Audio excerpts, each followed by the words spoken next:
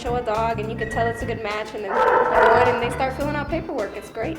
Besides assisting customers who are looking to adopt, volunteers like Julia do it all, from walking animals to grooming animals. Volunteers help care for the many faces who need love and attention.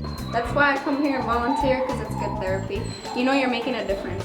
Julia has found volunteering at Animal Services to be very rewarding, finding comfort in each one of her encounters. Dogs are pretty much just there for you.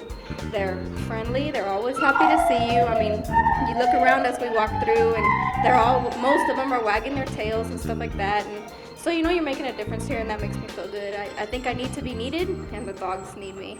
With the peak summer months around the corner, Animal Services is looking for many more volunteers like Julia, especially volunteers who have time to spare on weekdays. And the volunteers are what really make a difference. Julia even has a message for those who are on the fence about volunteering, and even has a message for those folks who have been critical about the shelter's image. There's no reason to be on the fence, especially if you're one of the ones out there bad-mouthing us.